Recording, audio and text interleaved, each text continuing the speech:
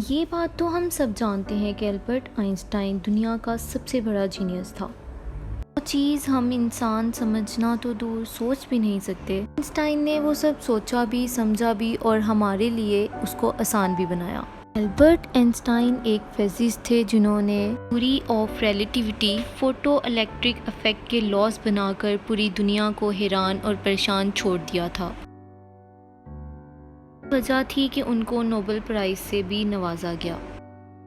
ان کی extra ordinary سوچنے کی صلاحیت دیکھ کر ہم انسان سوچتے تھے کہ ان کے پاس ایک اسپیشل برین ہے جو ہم انسانوں سے کافی مختلف ہے۔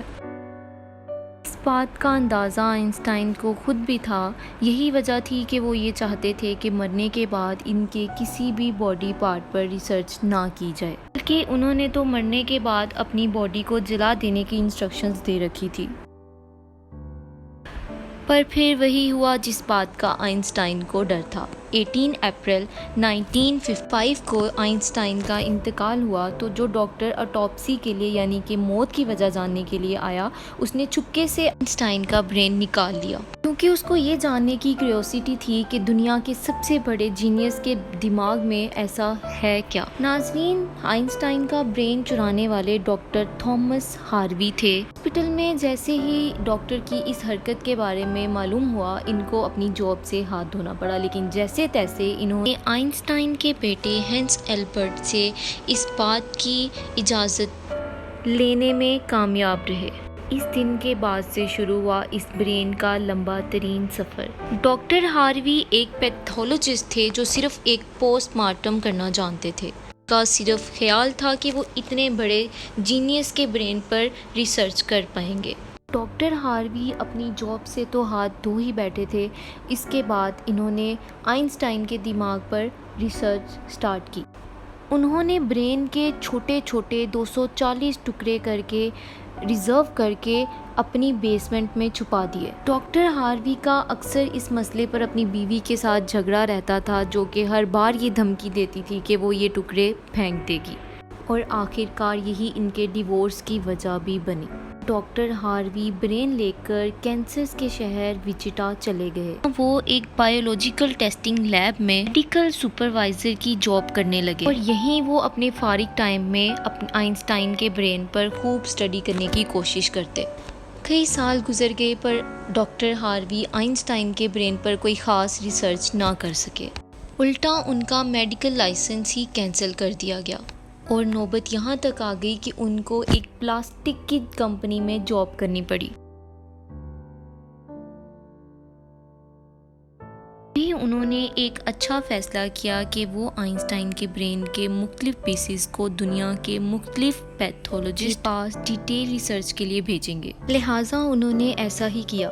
1955 میں برین چوری ہونے کے 30 سال کے بعد یعنی کہ 1985 میں پہلی بار آئنسٹائن کے برین پر ایک اسٹڈی پبلش کی گئی، جس کے بعد 28 سالوں تک دنیا کے مختلف پیتھولوجسٹ نے مختلف اسٹڈیز پبلش کی۔ میں بتایا گیا کہ آئنسٹائن کا برین باقی انسانوں سے کافی مختلف تھا، اور مین ڈیفرنس دماغ کے حصے کارپس کولیسم میں پایا گیا۔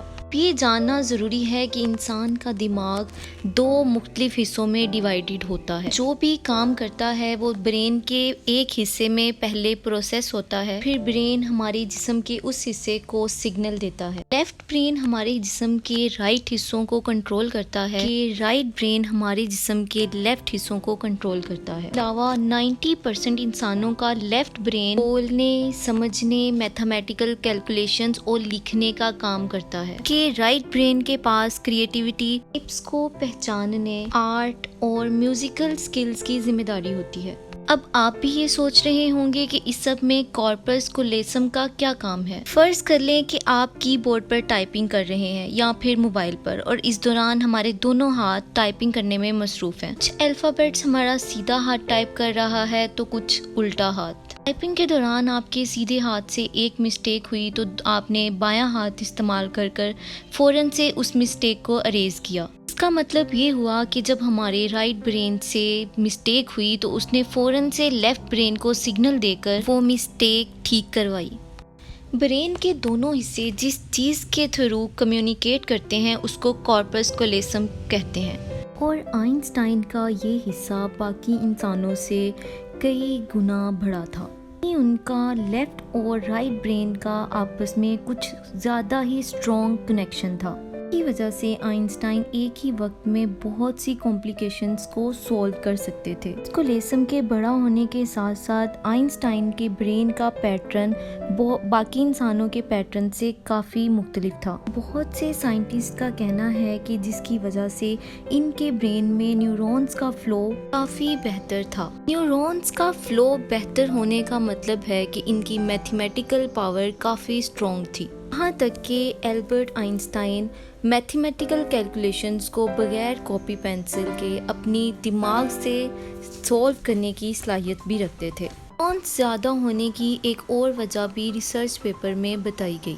ان کے برین کا وزن کیا گیا تو ان کا وزن 1230 گرام سے زیادہ تھا کہ عام انسانوں کا 1400 گرام ہوتا ہے، جس کا ماننا ہے کہ ان کی برین کی لائننگ کافی پتلی تھی، وجہ سے ان میں زیادہ نیورونز پائے جاتے تھے۔ پھر ایک سوال کا جواب تو ابھی بھی باقی تھا کہ آئنسٹائن کا برین پہلے سے ایسا تھا یا ان کے پیدا ہونے کے بعد یہ چینجنگز آئی۔ اس کے بعد معلوم ہوا کہ آئنسٹائن اپنے پیدا ہونے کے 5 سال تک بولے ہی نہیں تھے۔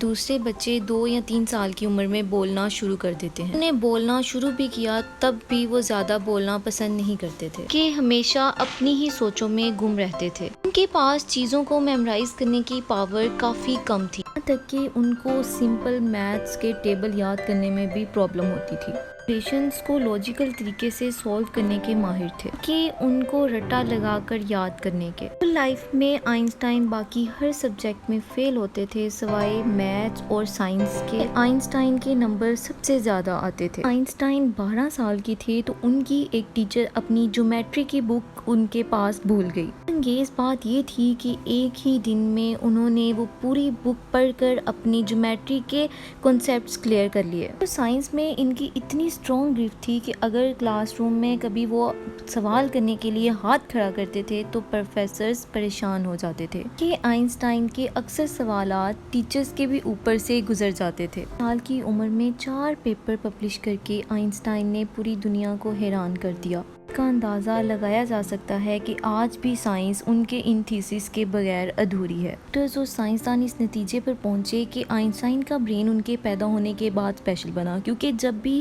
ان کو کسی سوال کا جواب نہیں ملتا تھا تو وہ اپنے دماغ سے اس کو سولو کرنے کی کوشش کرتے تھے۔ گھر میں ہی ایسا کرنے سے ان کا برین اس حساب سے ہی ڈیولپ ہوتا گیا۔ آئنسٹائن کا یہ ایکسٹرا آرڈینری برین امریکہ میں دا مٹر میوزیم میں موجود ہے۔ کرتی ہوں میری یہ ویڈیو آپ کے لیے انفارمیٹیو رہی ہوگی۔ میرے چینل کو لائک اور سبسکرائب کر دیں، آگے میری ہر آنے والی انفارمیٹیو ویڈیو آپ تک پہنچتی رہے۔